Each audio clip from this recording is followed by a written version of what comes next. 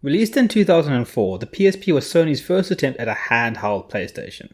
And it did pretty well, going on to sell an estimated 80 to 82 million copies, which could place it in the top 10 highest selling consoles of all time, sneaking in ahead of the Game Boy Advance. Now, probably the major reason for the success was the fact that Sony actually realized the system existed, in comparison to its attitude to its successor. Not only was it an actual attempt to let people know it existed, but it had games.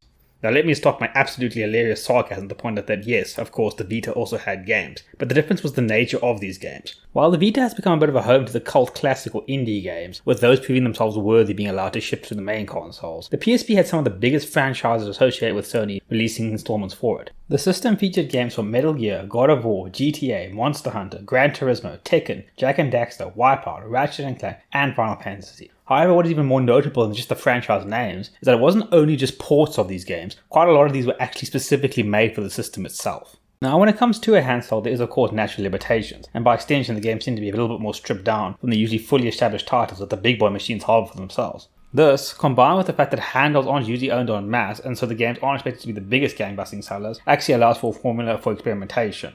The Metal Gear series produced installments which faithfully recreated the mechanics of the console, actually introducing a system which would be later used in the console, and also those with entirely unique gameplay. Likewise, the Final Fantasy series featured well-done upscaled versions of their 2D games and tactics, as well as spin-off games like Crisis Core, and of course, the topic of this video.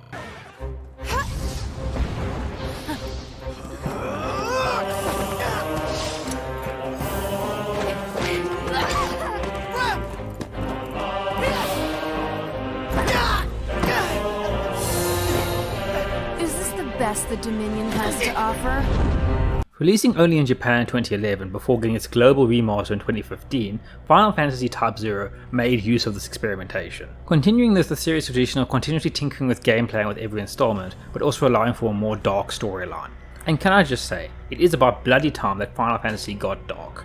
Not like 4, where a child watches their village burn down in front of them, or 6, where the majority of the world is destroyed and one of the protagonists attempts suicide and the general themes of existentialism, or 7, where you have to move through a building full of slaughtered people while following a trail of blood, and its general themes of corporate fascism and how people are turned into a meaningless cog to prop up a system, or Final Fantasy IX, in which entire cities are destroyed and all the characters are forced to question the point of their existences, apart from Amarant, who probably really should. Or Final Fantasy X, in which a whole group of people are murdered in a light brigade charge, all for the purpose of propping up a system and an examination of how we as a society continue a cycle of suffering. Or Final Fantasy XIII, in which after your 20th hour of plopping down a straight line, you truly do begin to question your existence. But then again, after starting off with a prolonged viewing of someone bleeding to death alongside the Chocobo, I kind of see what they mean.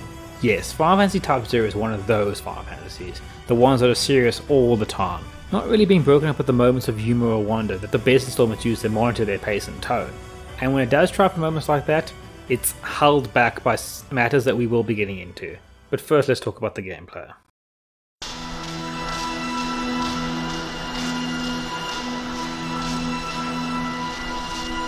Continuing along in the vein that Crisis Core started laying out, Type 0 goes in for the hack and slash action RPG style that had people soiling their diapers with 15 and 7 Remake, and it executes it quite well on the whole. Similar to Remake, you use standard attacks to build up an AP bar from which you can use characters' abilities. However, unlike in Remake, in which you must have a full bar to do an ability, yeah, you can do the ability when the bar isn't full, but it won't last as long or be as powerful. So there's a bit of a balancing act you have to do where do you decide to just build it up and have it more powerful later, or use it now to assist you in a tight spot. When it comes to those standard attacks, you can generally get away with just mashing the button, but there actually are some combos which you can learn and are quite satisfying to use. In addition to attack and abilities, there's also of course magic, which can be used to hunt any body member. Yes, in the vein of your 6, 7 and 8, every character has the ability to learn stroke use magic, which may lead you to thinking there'll be a bit of an issue of the characters being too similar, but the action RPG approach actually allows you to feel a difference in their combat styles. Firstly, some characters are just more statistically inclined for magic, so you might be more likely to want them to be the magic users, but there's also the main difference from the weapon they use. Each character makes use of a different weapon, which affects the way that they fight and the abilities that come with that. We have swords, dual daggers, guns, maces, and most notably, the Song of Death. From experience, characters gain levels and can learn new abilities with AP points, which are then assigned to the characters. For the magic, you can harvest Phantoma, from which you can upgrade your magic and then assign it in the same manner. So that's the core combat, and it actually does work very well. But there are some niggling frustrations, topped off by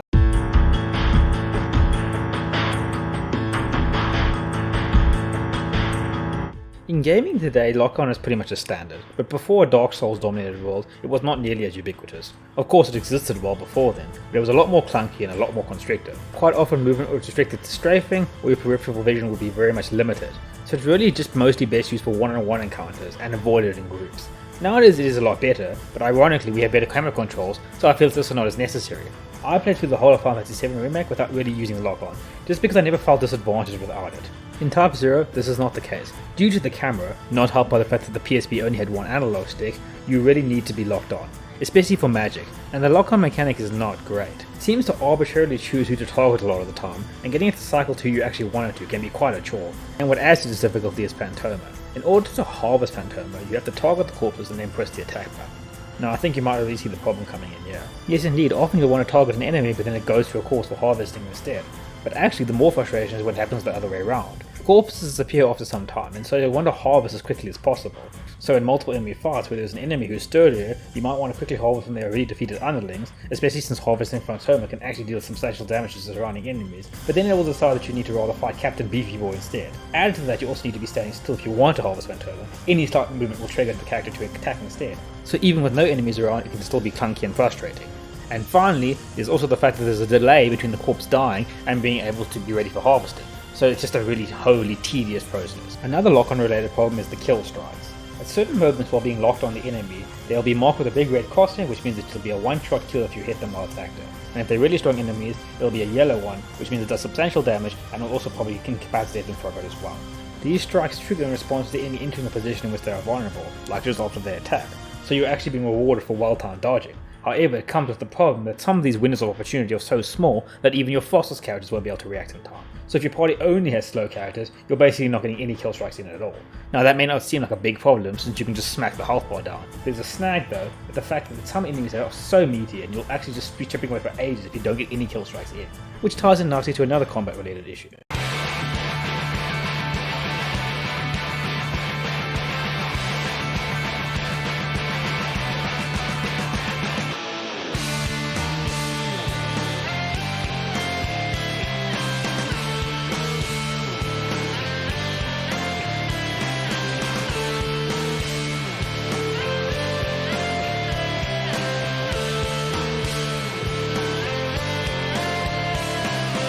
Type 0 doesn't have a difficulty curve, or a difficulty graded, or even difficulty spice. It has difficulty peaks. There are sudden moments in the game when an enemy will just one-shot you and suck in damage for fun. And this is usually tied into a very long mission, either coming at the end of the mission by which you've lost quite a few party members because this is your first time doing the mission, you're not really sure what to expect and so have very limited resources for a difficult boss fight, or it comes in the middle of the mission which leaves you with a very razor-thin squad for which to finish the mission.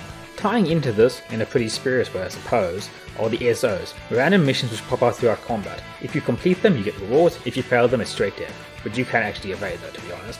And these are probably the worst implemented part of the game. Firstly, their appearances are pretty erratic, so they're very likely to pop up at inopportune times. For example, you might have just entered the area and then they pop up, but you don't really have a lay of the land, so you don't know if you really want to accept the task or not. Or alternatively, they'll pop up after you've already cleared out the area, but now you don't have enemies to actually do the task on. Or you might be told to pick up 3 of a certain item in the area, but you've already picked up one of them before the CSO popped up, and now it's not going to track that you've picked it up, and now you can't finish the task either.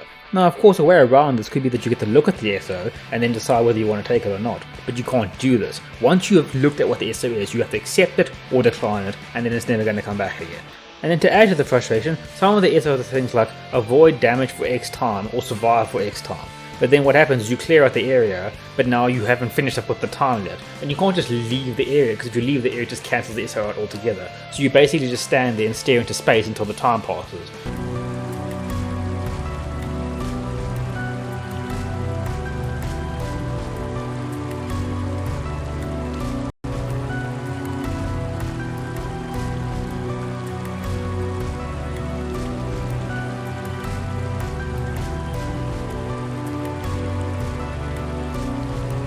Which of course is really fun for the pacing of the game. Now obviously you can just ignore the SOs, in fact you can actually just disable them altogether, but they are needed if you want some of the better rewards in the game. So those are the main issues, but to be honest they really aren't a massive impediment, so let's move on to the other primary gameplay loop.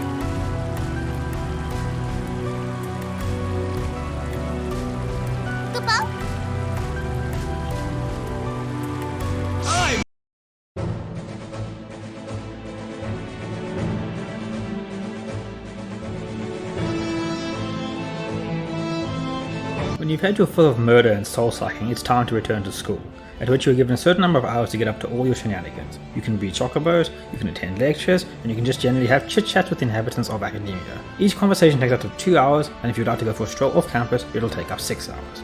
And this is where there's another minor issue. But before getting to that, I'd actually like to remark on how well done the open world is for a handheld.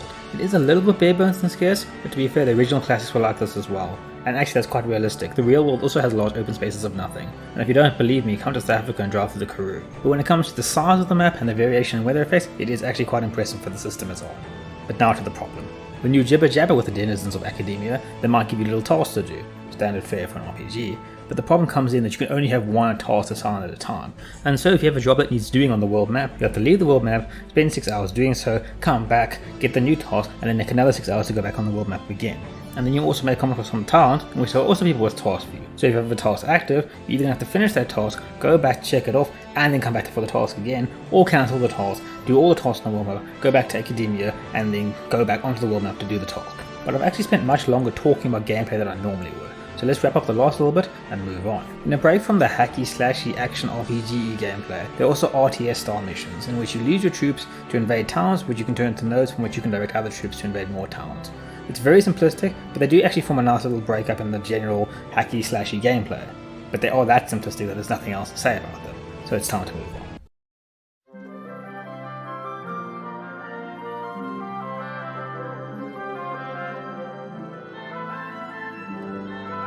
As I said at the beginning of the video, Type 0 went for going dark, and it generally does hold up to that. There is firstly, the presence of blood, something which the Final Fantasy series removed a long time ago, even taking it out in the remakes. It is set in the middle of a war in which the belligerents actually commit war crimes. When enemies die, they release a really unsettling scream. The music generally has a very dark and melancholic tone, and generally the plot points themselves involve a fair bit of dark material. And with regard to those plot points, by now I would have done a rushed and uninformative plot synopsis, but in this case I'm not going to do that, mainly due to the fact that the plot is there's a war on, with some events at the end. Of course I will be talking about the story though, however first we need to take a look at how that story is conveyed.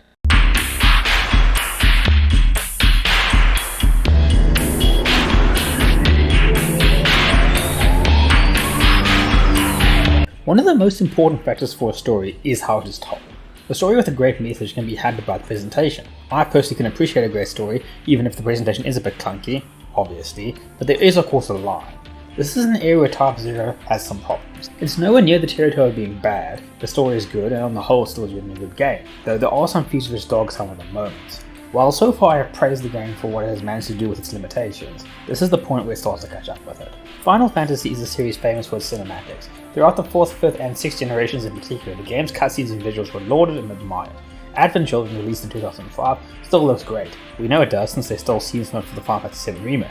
And the Spirits Within also holds up visually as well. I legitimately feel the easier access to high-end technology from the 7th generation consoles actually negatively impacted Final Fantasy 13 and 15's development, as Square Enix were desperate to remain the good graphics company and so actually prioritized the graphics and the cinematics over the other areas of the game. Even the ports of the games on the PSP received updated visuals.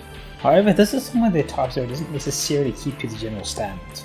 Well, that was a very long tangent just to say that the graphics aren't amazing. Apart from the opening introduction and the ending cutscene, which do actually look very good, all the other cutscenes in the game are done with in-game graphics, either disembodied conversations during gameplay or actually sectioned off cutscenes. And the problem with them isn't even the graphics, which are actually pretty serviceable, it's just more the animation.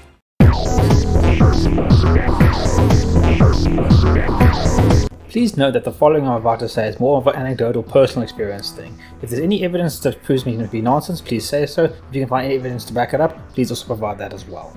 I find that animation in JRPGs comes with a bit of a problem. While translations from Japanese to English have made exponential progress since the days of Facing the Fists of Niceness, the animations haven't really caught up with this. When we as a people communicate, we tend to use a fair number of movements and gestures. And in order to make their dialogue seem more naturalistic, gaming has attempted to emulate this and move away from the good old-fashioned standing still spouting dialogue situation. But this causes a bit of a problem when it comes to games being made from a number of different languages, with different enunciations, different gestures. While you can record the dialogue being spoken in different languages, you may also need to animate differently in order to match up the gestures to these different languages. Now understandably, developers aren't going to do that for every single little insignificant conversation, and so generally they'll just put in a standard limited movement kind of response, which doesn't leave too much room for error, although sometimes it does still come across as a bit unnatural. But Type 0's animations are on a different level of stealthy and awkward. Generally, it just involves stretches of people standing still and reciting dialogue to each other, and then every now and then there will be stock emotional display to indicate their feelings. And this makes the telling of the plot a bit jarring, when the characters don't seem extremely interested or invested in what's happening. Yes. As to the areas where the wardens are assigned to fight, we've been able to maintain our position. But as for the other areas... Which area is suffering the most casualties? Region 3 to the south. The red demons have been spotted there. We cannot allow that area to fall. Commander, we have been overrun. We are being defeated. Oh no! It actually leads to the moments where there's some good animation getting a bit of a whiplash. But I will say that the opening cutscenes and the cutscenes in the last chapter are well done. So maybe it was a case of knowing what to prioritize, and if that's the case, good job. In addition to the standards of the cutscenes, these limitations also affected the number of cutscenes, or general plot moments. Cutscenes are at a premium to be used for plot progression and key information, so there isn't really that much space for characterization or world building. Of course, this does not have to be done within cutscenes, it can also be done within the gameplay. In fact, it's better to do it in the gameplay. However, with the cinematics, the missions have been streamlined to core gameplay and boss battles. So as a result, a lot of the information needs to be stored away in the almanac to be read, and let's be honest, that's really not the most riveting way to do it. But I actually want to make a bit of an about turn to defend the game for this. First though, I will have to do a bit of a lore explanation in order to do so.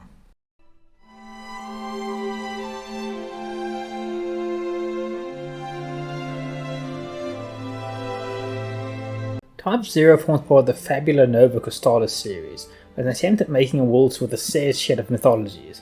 This was not the first time that Square Enix had done something like this. They had created the world of Ivalice, which was the setting for Final Fantasy Tactics, the two Final Fantasy XII games, Vagrant Story, and Crystal Defenders. However, these games have marked differences. While they share the same world and the different races within it, and its historical moments, they aren't actually reliant on each other. They are standalone stories which aren't specifically reliant on a core universal mythology to dictate the events of the game. There was of course the general shared mythology, but they do not feature a core one which is the dominant over every single game, rather focusing on different aspects with each one. The Nova Crystallis series, featuring the 13 trilogy, Agito, Type 0, and Final Fantasy 15, does not follow the same idea. There is a much more domineering involvement overlapping in the games, a group of meddling deities and their worms forming a tyrannical control over their realms. Now of course there isn't anything strictly wrong with that, but as you can imagine it does require that you make sure that your interactor has a good idea of what's going on. And there lies the problem. Final Fantasy 13 became a bit famous for you needing to read all the data logs to actually understand what was going on. The characters were breaking up with the conversations, but they wouldn't really tell you what was happening. Now this of course does make the dialogue seem more naturalistic, but what it also requires is that you find a naturalistic way to explain it to the audience. Yoshinori Kitase, the director since Final Fantasy 6 and the producer since Final Fantasy 10, and Motomoyo Toriyama, director since 13, have themselves stated that the lore and mythology is actually too complicated to explain in one game, and so since have then decided that they will only focus on standalone titles, which is why Final Fantasy 15 was actually stripped off a lot of the references to this canon. And so this is the position that Type 0 finds itself in. A PSP spin-off game based off of problematic lore that the mainline console game wasn't even able to explain. And Type 0 actually does it better. Yes, that's right, the limited handheld game explains it better, and the way it does it is by focusing on what is important.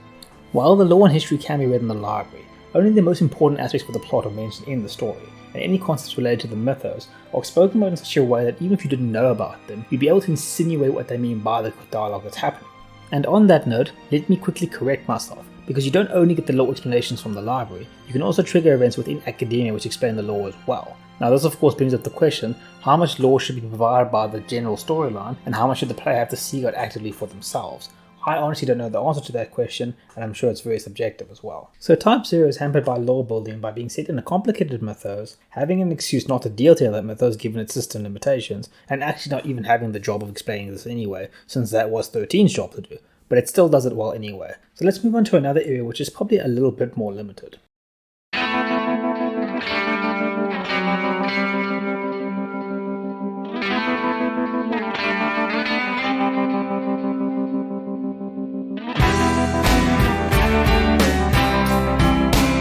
Probably even more important than the presentation when it comes to storytelling.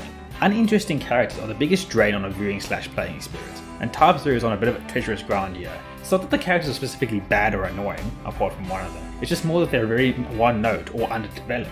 Due to the need for the cinematics to be more plot-focused or missions to be combat-focused, there really isn't much time to get that characterization that you would want. As a result of this, characters will basically portray their character trait when they appear. Trey is an insufferable know-it-all, Queen is a bookworm, Sink is ditzy, Nine is a doofus jock, Makin is a twat. And then if you go to the almanac to read up more about the characters, you're told they have these traits that you never get to see. Rem's a bad liar, was the first I've ever heard of it. I mean, I know she lies about being sick throughout the plot, but no one seems to notice this, so is she actually that a bad liar? But also, for me, bad lie implies that she lies about a lot of little things all the time, and you never get to see any of that. And this lack of characterization creates a big problem for the Final Fantasy nerd. Final Fantasy has always been a series of character moments, points in games which toy with emotions and imprint themselves on those experiences, some of them going on to be iconic moments in gaming history. Final Fantasy fans tend to decide their favourite characters based on their personalities and how they behave throughout the game, rather than just how hard they hit things. Largely, I'm sure there are those number obsessed ones who decide it based on combat, but we aren't really able to do that here. I mean, you can like a character because they have a certain trait that you approve of, but it's really not enough to form a full opinion, and this is further hampered by the fact that there's many characters to choose from as well. Here are my top 3 characters and why. Number 1, Seven. The combat style is really fun to use and I quite like her design. She also seems to be the only one of the girls who has the sense to wear some kind of underclothes given that she's busy doing combat in her skirt. Number 2, Sais. I like her design and she has this really broken ability. Number 3, Ren. I'm a little bit of a sucker for the dual dagger thing and she actually does get the best characterization out of all the characters. Honorable mentions for Queen, who has the death beam of doom, and Juice, who just has the best way of murdering people. And she loves it. She also has a pretty cool character moment which is just really badass. I would also like King more if it wasn't for his terrible hairstyle choices. My top 3 least favourite characters and why. Number 1, Makina. As the other character who gets the most characterization, it seems to just be geared to making me despise him. Number 2, Sing. While I have nothing against her assigned character trait, her combat style is too slow for my liking, and I also don't like her need to continuously scratch her arse. And number 3, Jack. His combat style is way too clunky. Clearly a prototype of the one which would be used by Tifa in the Final Fantasy VII Remake, but they definitely massively improved it. Though they could have kept it exactly the same and Tifa would have made it fine because she's a queen who can do no wrong. Compare these reasons for liking / disliking the characters to me explaining why I like a character from Final Fantasy VI.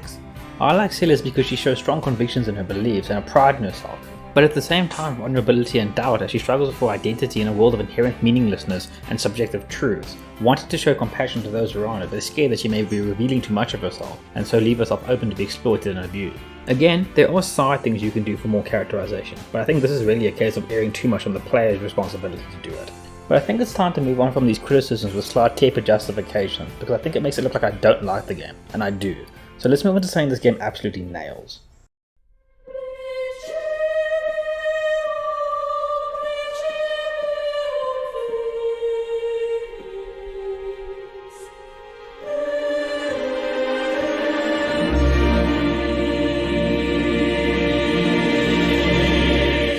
The game going for the darker tone, it does actually knock it out of the park. This could so easily have been the mid-2000s idea of dark and edgy, which was all sorts of cringeworthy. But Type-Zero handles it with maturity and creates a believable scenario which doesn't come across as melodramatic. I feel what contributes is the specific vibe the game went for. The first 7 chapters, out of 8 of them, are depicted as a kind of war documentary, with narrated moments describing battle maneuvers and political treaties. There are also even moments which refer to actual historical events. Misfortune has befallen academia and the Dominion at large. The Militesi Empire has broken the quadripartite Crystal States Pact, which was forged through the courage and wisdom of our forebearers. Yesterday, December 7th, 1941, a date which will live in infamy. The United States of America was suddenly and deliberately attacked. Here I stand before you, proof that your strength of heart, your pure and noble desire to protect our beloved Rubrum and the vermilion bird crystal was strong enough to win academia back from our enemy. I believe that I interpret the will of the Congress and of the people when I assert that we will not only defend ourselves to the uttermost. Powerful enough to obliterate an entire continent was... We are now into a completely new era. And this gives the game a kind of gravitas, as weird as that sounds, an air of maturity and seriousness that is not taking its themes lightly. But it's not just the storytelling, the design contributes to this as well. The game is generally composed of muted palettes and a general darkness with themes over the world, helping to create a feeling that the war has taken complete control of this world. However, the greatest contributor is the sound design. Throughout missions, particularly your more open warfare based ones, there is generally a good feeling that you're actually involved in a war. The sound of gunfire, explosions and screams echoing over battle, tying with the frenetic combat movement and occasional orders being passed on over chaos recreates the tone very well. First line of defense. Hang in there until backup arrives. There's no end to the Dragons. It's like they mobilized their entire military. Waiting for.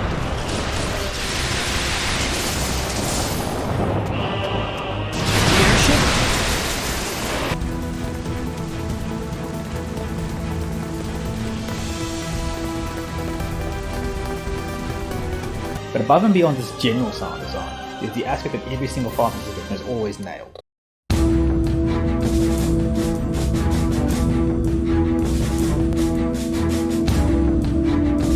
I have seen criticism of the Type 0 soundtrack that it's just variations of one melody, and I don't really like that criticism. Firstly, it isn't strictly true, there is quite a few completely isolated tracks. But more importantly, the use of leitmotif to prop up the soundtrack has been used in the best Final Fantasy soundtracks by the composing god Uematsu himself.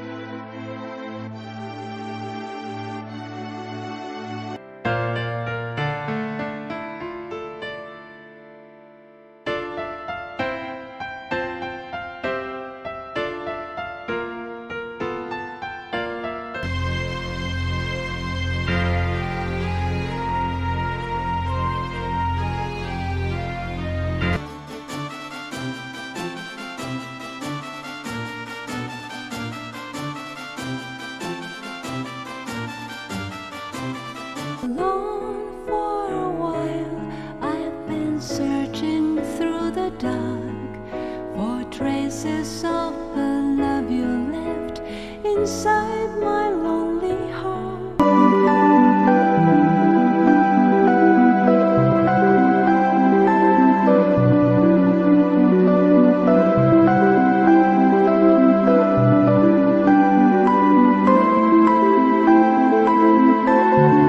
It is something that has always been done and there's absolutely nothing wrong with it. Firstly, it is completely understandable when you're making a soundtrack for a 40+ hour game, but also it requires a great amount of creativity and craft to engineer the melodies for different emotions and sounds. And the major one that runs through Type 0 is used brilliantly. It overwhelms the battle throughout major moments of gameplay, really creating a feeling of a massive conflict, choosing with the sounds of battle to accentuate the warfare.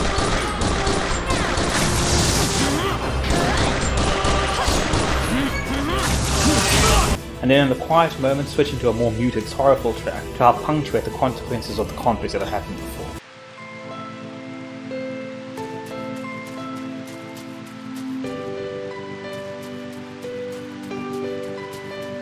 The atmosphere very much helps the philosophy of some of the more flawed areas. but it's also helped by the fact that the themes present are pretty darn interesting as well. So let's get on to that.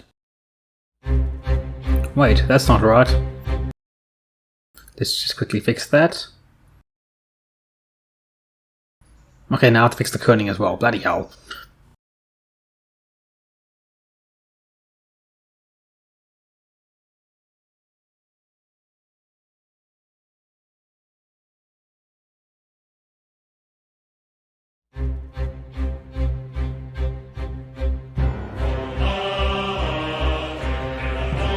Class 0 gives off a very certain vibe, right from the moment they make their first appearance. Let's take a look at that. In this time of absolute darkness, we must unite to bring forth the light of hope. The time has come. Yes, this is the dawn of a new age. And so the Milites Empire, home to the White Peristylium, invaded the neighboring dominion of Rubrum. As soon as the declaration of war was made, the Militesi main fleet swarmed into all corners of Rubrum. At the same time, a separate fleet was charged with a sneak attack on the Vermilion Peristylium. A lessee accompanied this task force. Using a lessee to invade a sovereign state was a direct violation of the Pax Codex, a treaty created by all 4 crystal states of Orients. The besieged Peristylium attempted to repel Milites's Magitech armors with powerful magic.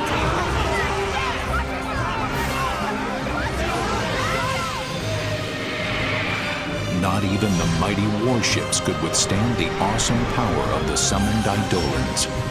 It seemed that the Militesi offensive would fail. However, the lessee Kunmi led a special unit past Rubrum's defenses and activated a new weapon, the Crystal Jammer, neutralizing the power of the Vermilion Bird Crystal.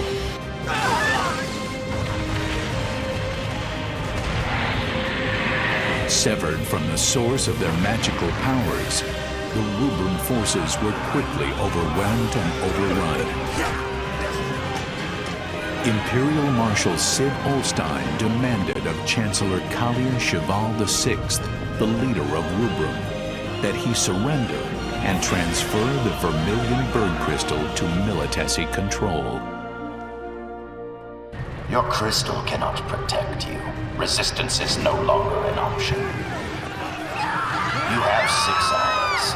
You must comply with our demands, or face the full might of our forces. In which case, I promise you, the roads of Rubrum will run red with the blood of her people.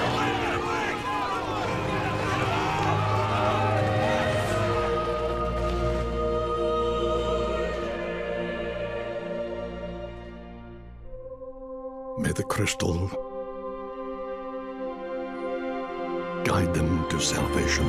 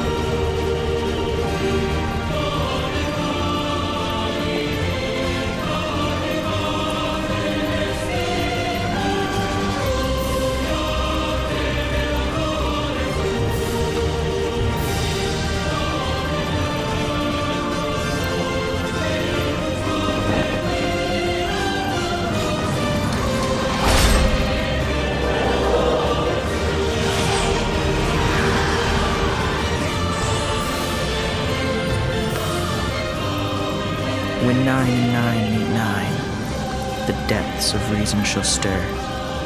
When the seal of creation is broken, a voice like thunder shall sound, and thou shalt know.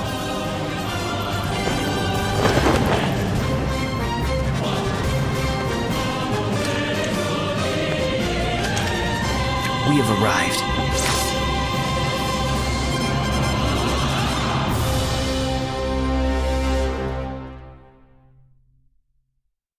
While this is a pretty badass intro, it also has some pretty fascist vibes, and if you don't believe me, allow me to use extremely loaded language and missing context in order to back up my points.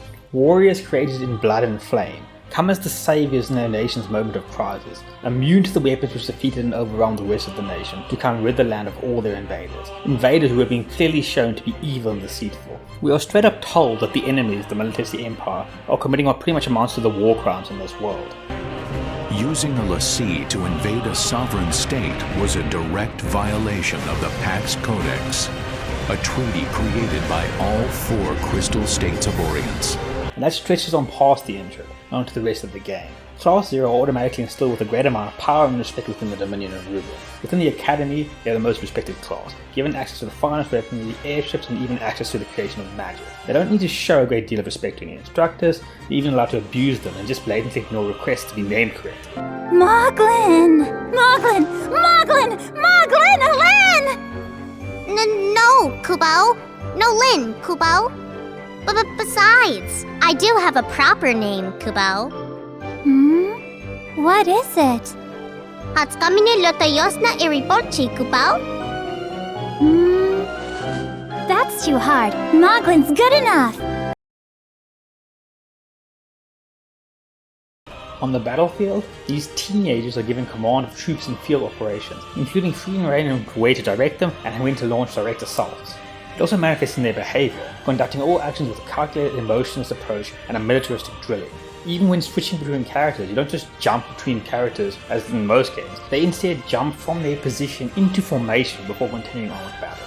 It's also not just implied through the privileges afforded to them, it is blatantly told to them. Not only are they told they must offer themselves to help people because they are so strong and powerful, not only do their classes show a bitterness which is clearly depicted as jealousy due to how super awesome Class 0 is, but they literally have their matriarch tell them they are too important to associate with the lowly riffraff. You're wrong. We were just following orders. Oh shit, fascist alarm, everybody get down! But now we must come to the interesting difference to what we usually see from the fascist ilk. Fascist movements tend to base themselves on this idea that the chosen in-group is innately superior, but they don't actually have any evidence or justification for that. It's more just we're the better ones because of vibes. But this doesn't track with Class 0. They kind of do justify the position that they have.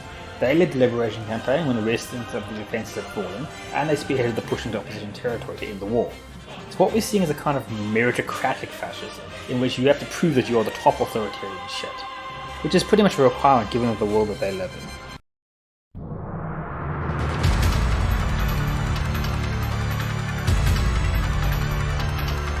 Before we can get to talking about the world writ large, I do need to give a quick rundown of one of the pieces of the Fabula of the Crystallis lore that does feature quite heavily in Type 0, and that is the lessee.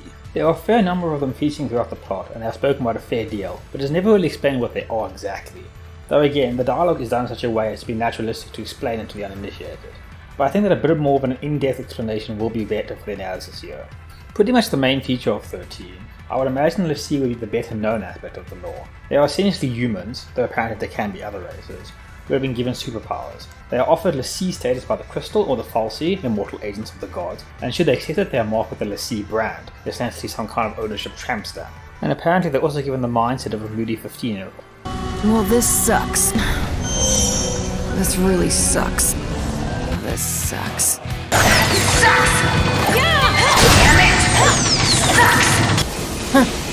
This sucks. And by accepting this contract, they become servants of the crystals. Well, it's servants of the gods actually, but given we're talking about Type 0 and the crystals are the dominant one in Type 0, I'll be using crystals going forward. Now, being servants of the crystals, they're given a specific focus and a series of tasks they need to fulfill. They do have a degree of free will, they aren't beholden to the crystals at all times, but the core goal of their existence is to satisfy its whims. We see this by the punishment should a lessee fail to fulfill their focus or break free from the crystal's control. This failure is that of becoming seer, an autonomous husk which mindlessly wander around and attack whatever they see. So there's a bit of an incentive to probably just get those tasks done.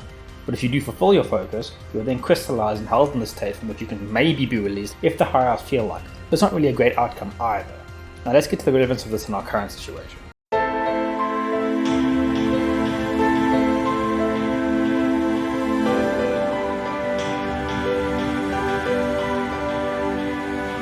The world of the game is composed of 4 kingdoms: Rubrum under the Vermilion Bird Crystal, Milites under the White Tiger, Concordia under the Azure Dragon, and Lyrica under the Black Tortoise. Initially they live under an uneasy entente which goes on to be broken by Milites, and from the get-go Milites are billed as the evil ones. Our first experience with them is invading a state without any casus belli and having to fight them off. We then hear how they drop what is the equivalent of a nuclear bomb on Lyrica and wipe it out. But not only are we pushed to oppose Milites, we're also enticed to support Rubrum. For starters, they're defending their home, which naturally encourages you to be on their side. But we actually get to see a variety of characters within Rubrum. The people of Rubrum who we meet actually come across as people. Of course, with it being a war, you definitely get your stern military types. We also talk to people who actually have emotions, thoughts and feelings about this war. The Mughals who lead the various classes form attachment to their classes. We talk to refugees that the Dominion is harboring. We go to towns in which people clearly live and talk like average civilians just trying to live in this war. Compare this to our experience with Milites. We only get to see stern, cold military members who are only concerned with fighting the war. And the little bit of exposure we get to their town sees us walk through sterile grey industrial buildings, seemingly only there to propagate the war machine. So the Rubrum cause is presented very much as a righteous one. Even the music seems to be in agreement. The main refrain which plays throughout the game is called Divine Fire, and generally accompanies moments where Rubrum is pushing forward and claiming victory. Rubrum brings a divine fire, marching forward with a righteous judgment upon their enemies. And what of Concordia, you ask? Well, they don't really do much, but when they do become plot significant, they instantly believe that Rubrum was the one who assassinated the Queen, despite Milites demanding that the peace talks were held in their city, and having been the ones to launch an unprovoked attack on Concordia in the first place. And then afterwards, they instantly join with Milites to bring the ceasefire to an end and attack Rubrum. So they're pretty much marked bad, at least naive and gullible. And this all leads to Rubrum's decision to make use of banned weapons much more sympathetic. And of course the other sides did war crimes first. But is the Rubrum cause actually so sympathetic? Well, no. Firstly, they are home to Class 0, the already established titular youth who show a pretty callous disregard for others fighting in the war, and who harvest souls of those who they defeat. Oh, did I forget to mention that? That's what Phantoma is, the harvested souls of the people they defeat, and they then use it to upgrade magic and do other research with. And it's not like they don't know this. Queen literally says that they should keep the research secret from Rem and Micah, the 2 new additions to Class 0, as she's sure they would be disgusted by the ethics of it. So they know they're doing some messed up shit. Now you might argue that the leadership of the Dominion don't like Class 0, and you would be correct. But they don't dislike them because they find them unethical or don't want to associate with their methods. They just don't like their prominence and suspect they might be attempting to usurp the leadership. They consistently attempt to assert dominance over them and plot against them behind their back. They particularly don't like the favour and trust the Chancellor gives to Dr. Horatia, the matriarch of Class 0. And we can see this come to fruition upon the defeat of Milites, not rejoicing that their lands are finally free from invasion, but instead cheering that the entire world of Orient is now under the control of the Dominion. Wait, hold on, did they get their understanding of defensive warfare from the Israeli government? So why are they supposed good guys acting like this? Well, we need to look at a mentality prevailing throughout the world of Orient as a whole.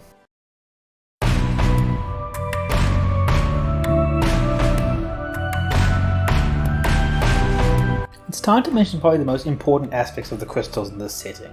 When someone dies in Orient, those left living have no memory of that person. They remember that they existed, but cannot really remember what they look like or pretty much anything about them. Now, given the general situation that this world finds itself in, we can really consider how much this could be exploited. In a world in which death happening will need to be taken for granted, as war and conflict is essentially the norm, there's a great advantage in not being able to remember all the thousands who have died. With death leaving no real mark behind upon its happening, as there's no real sense of loss, it's much easier to manufacture consent for war within your nation. And we can see this indoctrination in full effect within the Dominion of Rubrum. While obviously there's a national willingness to defend the homeland, that is completely understandable of course, it goes beyond that in terms of the fervour and willingness to sacrifice oneself for the nation. They are overtly keen to fight and want to prove themselves in battle, a willingness to deliberately put themselves at severe risk just to prove themselves as strong. And the end point of this is an unquestioning devotion to following any order which can be sold as integral for the homeland. The time has come upon us. A query for you.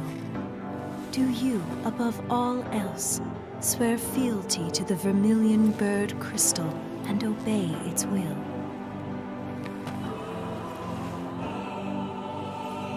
Absolutely. All defenders of the Vermilion Bird standing on this battlefield have sworn that oath. Very well. Then, let us now proceed with reverence.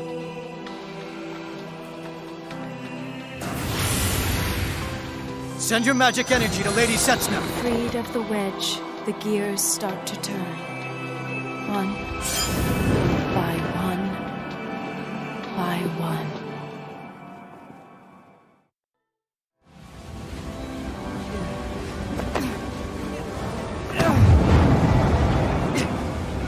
Keep at it! Concentrate! Bearing the chains, forged by my axe, buried beneath the formless howl.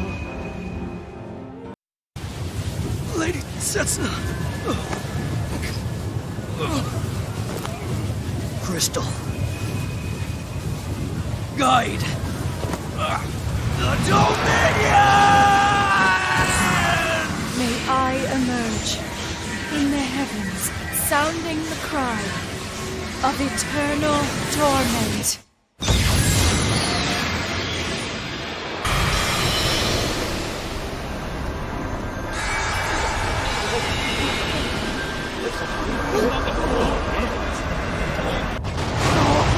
What the? It's a big one!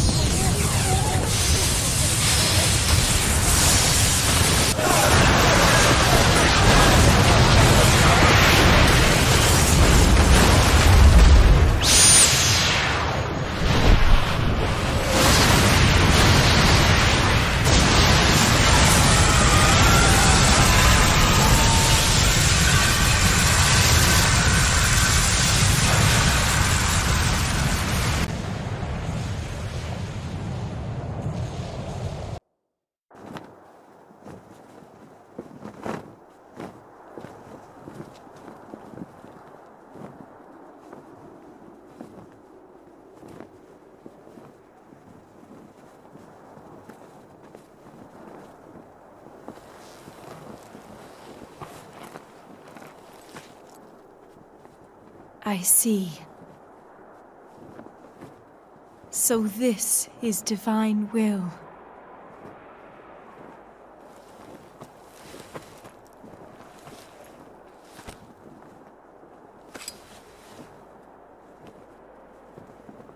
After a life of eons, it is finally over. I can at last see my destiny. I feel so cold.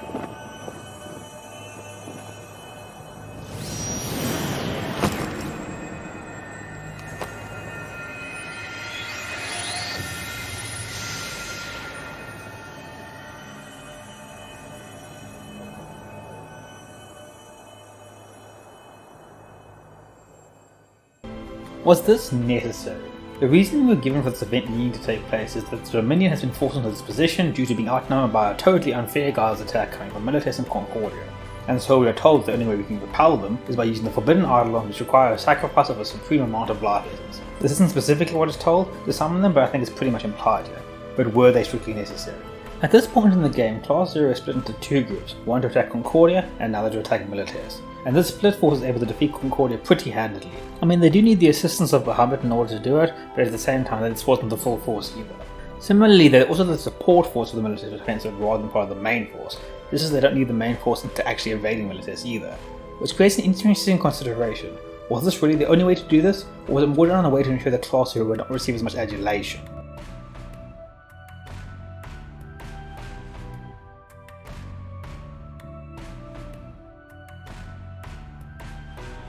A similar animosity is shown towards the l'Cie. While there is of course an admiration and respect for the strength and power of l'Cie, there's also an extreme frustration with them. We are present for a fair number of complaints about how the l'Cie are not assisting with the war or how they cannot be relied on. There is a cutscene where they straight up complain they aren't able to dictate what the l'Cie do, that they are relying on them choosing to assist by their free will. However, they also don't seem to really understand the concept of it being free will, rather they believe that their choice not to get involved is due to the choices of the crystal, which places them in a position where they really can't find a way to attempt to negotiate or appeal to reason or emotion to get their assistance. If they want to throw dirt at us, I say we just throw it right back at them. My, you've quite the sense of humor. Do you really think the l'Cie would accede to the wishes of the Consortium? Why not? The Vermilion Bird Crystal was attacked by an enemy l'Cie. It was put in danger. There's no way that its l'Cie could refuse to aid us in this situation. And if the l'Cie operated by that logic, you might actually have a point. Only the Vermilion Bird Crystal has the power to direct the l'Cie to help us. And the wills or won'ts surrounding that do not a productive discussion make. We also see a reversal in animosities should they go on to fulfill their purpose. Going on to do the crystal's bidding, they are once again venerated and deserving of the regard that their position grants them. So this boils down to a devotion to the crystal, and abiding to the supposed will of the crystals, which has led to the creation of chasing a certain belief.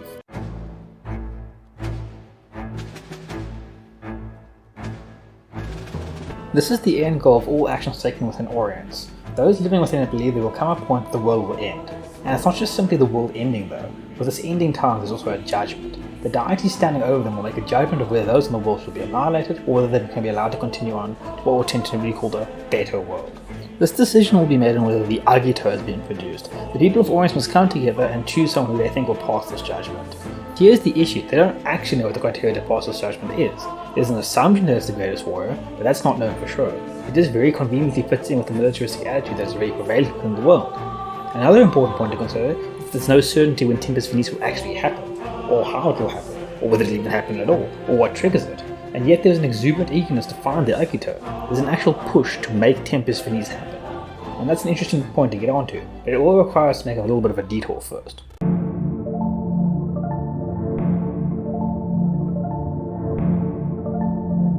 Cited as one of the most influential people in Orients, Orisha appears with a very sinister air from the off. Even her theme bears similarity to 7's Shinra theme with the oppressive percussion leading into the aggressive overarching melody.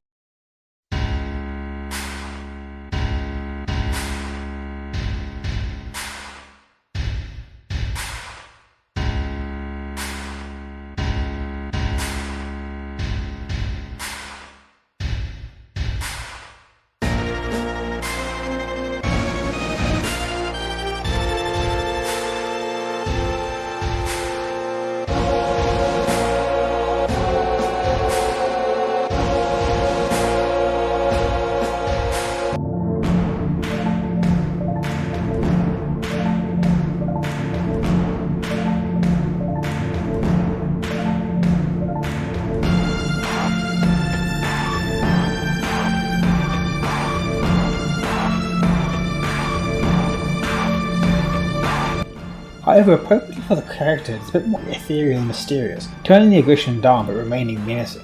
And she generally lives up to this billing. Throughout all the politics and warfare, she moves about in the background, continuing on with her own plans. And this seems to be the Consortium's main issue with her, their seeming lack of interest in the Rubrum cause, only really concerned about her and her own little underlings.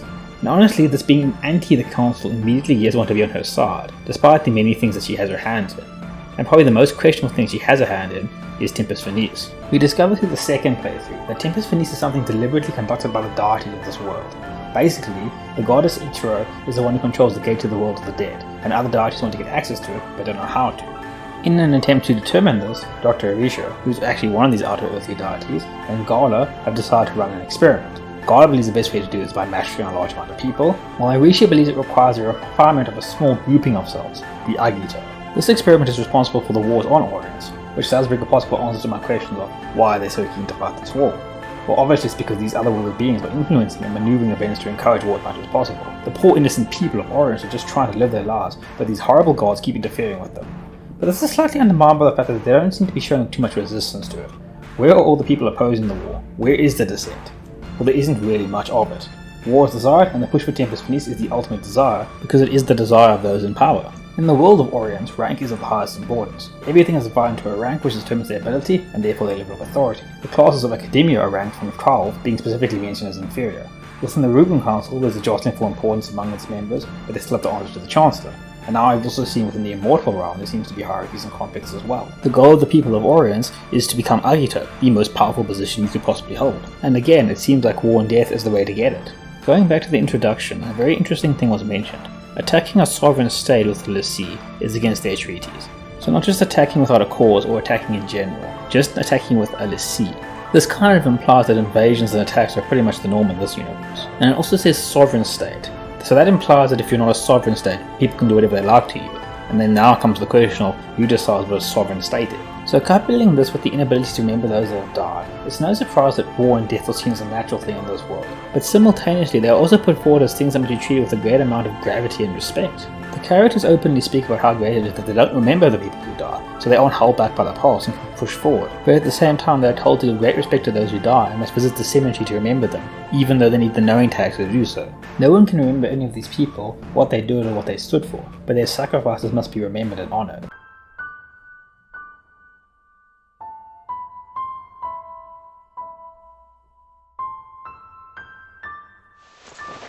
Even though I heard the numbers, I just don't get it. It's all buried in our memories. There's death all around us, but it doesn't sink in. They say a lot of people died. This grave belongs to a man named Karasime. He was our commanding officer. But I can't even remember his face. So I can't cry for him. Our crying won't help anything. We just need to remember that they lived here, in our world, in our time. In our hearts, we will honor them as we continue to proceed forward. So those who died in what is seemingly meaningless battle are used to push society to continue on with meaningless battle. And once we come to understand this, we see another reason why these high-ups had an issue with Dr. Erasure and Class Zero. They don't engage in the pretensions of the society. They are truly numb to the effects of war and death, understanding how ridiculous it is that a world which treats death the way it does gets all high and mighty about it. How exactly are you going to make up for this? Meaning what? Your unauthorized use of military personnel. This is a serious matter. A man is dead. I don't see the problem. One soldier died. That's all. And the children did a splendid job retaking the capital. Or is it too hard for you to calculate gains against losses? You understand? Not one of us has time to agonize over the past at this moment. Memories of the dead are the shackles of the past. We must forget in order to break free, to move forward. Shut up! That's the excuse you used to sacrifice my brother! You gotta calm down, Makina. You're like a spoiled child. If you want to play the tragic hero, then stay here and put on a one-man show. What the hell do you know? And as callous as they sound, they are right. These leaders don't give an ounce of a shit about the people they send off to die. They barely even remember these people, only having to remember the names because of the knowing tags that are available. They expect pure selfless sacrifice for the cause. They actively send off Class Zero hoping that they die. So even despite divine intervention, the people of Orient are pretty geared up for Tempus Finis. Though I do think it is time to look at one of the biggest villains in this regard.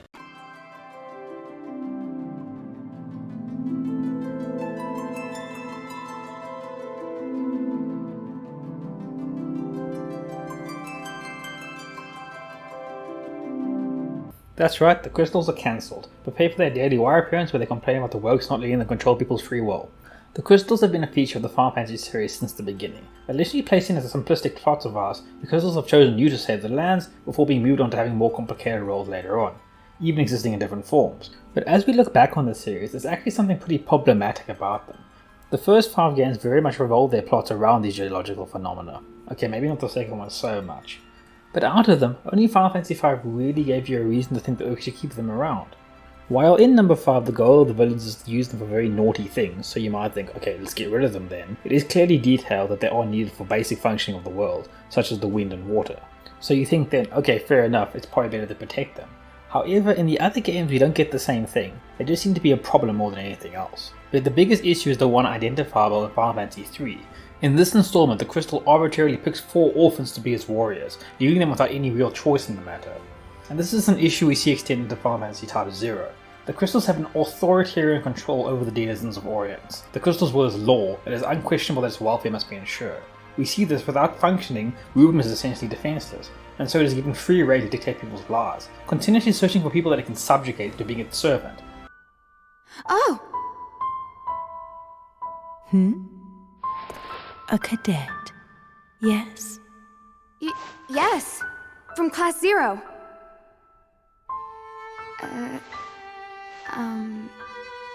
A query. Do you, as a cadet in service of the Crystal, hold great pride in your duty? Yes! Great pride! And the means by which it does it is very suspect. They prey on the vulnerable, those looking for strength who are on the verge of illness, hoping that the power the crystals bestow them will be the solution to their problem. These hopefuls are then tied to the crystal and forced to carry out their will.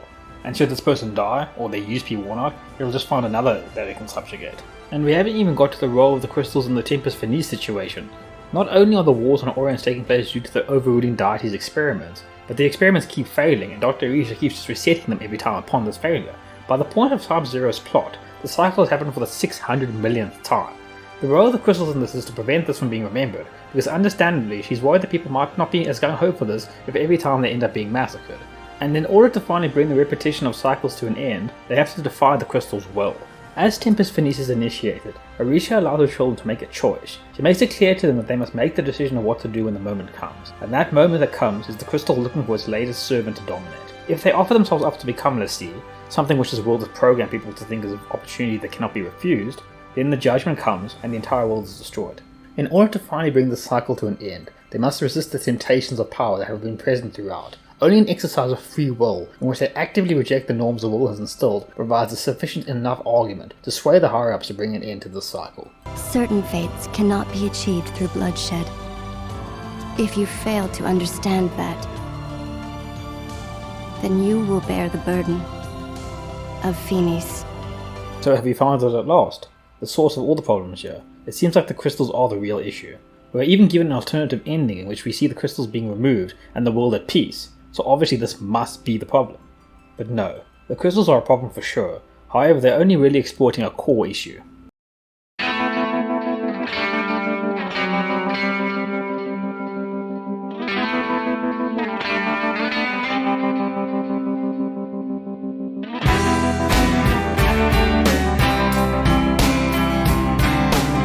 Class 0 displays some interesting behaviour at the end of the game.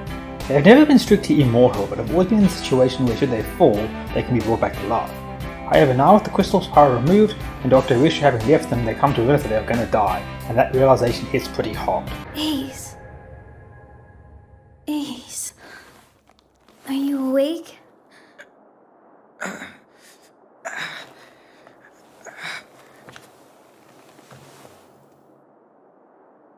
Yeah, that's right. The war is over.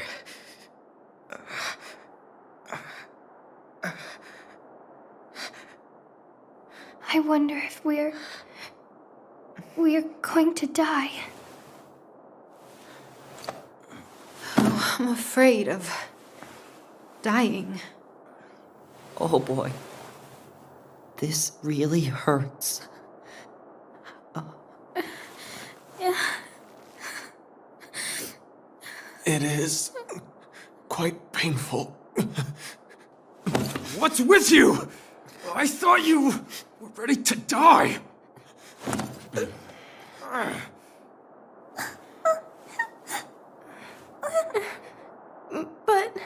I'm not ready. I'm scared. Yeah. I can't stand it.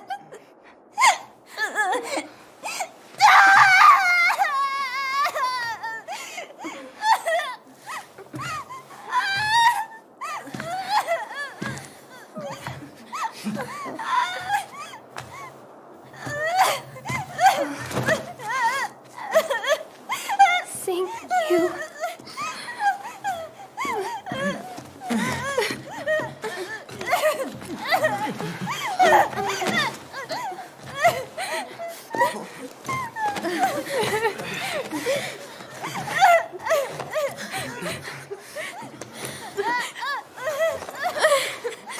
It really hurts. I don't want to die. This group, who have killed numerous amounts of people, who have led armies into battle, have been prepared to murder people to keep them from revealing classified information, have absorbed people's souls, they are now terrified of death. With their barrier from the realities of the world severed, they realize just how vulnerable and scared they truly are, and in their final moments, they need to consolidate together to form their own distraction from their impending end. And this stretches to the world of Orions. They also have a need for some kind of belief or institution which can give them a shield from these questions and concerns. A need which led them to being zealous supporters for these nationalistic wars and fervent supporters of the will of the crystal. And this isn't just me overanalyzing, we are specifically told this. The credits tell us that following the loss of the crystal, the world of Orions falls into darkness and conflict, as if it wasn't like that in the first place, because they don't have the lights of hope to keep them going. But we also see that the crystals are not the only means to do this. They are able to consolidate around another figure and another way of thinking. The world that they live in is inherently alienating and frightening, living under leaders and deities which dabble them to their own ends, and it is a great help to have a mechanism which can give a meaning and a sense of security. But there is a freedom with which mechanism they choose to abide by. They aren't forced to live their existences by the systems they grew up with, or that which has been deemed to be traditional. They are free agents who can determine the structures that they will be living by. Precisely. Recorded in those pages are the will of the crystals, the cogs driving your destiny. All you have done throughout your lives is dutifully carry out the orders you've been given, as written in the records. That's... So I want you to choose your own endings. This is the final freedom I give you as humans. Yes, you are all human. Humans cannot choose how they are born. However, humans are the only ones who can choose how they live and how they die. So choose, darlings, and inscribe the final page as you see fit.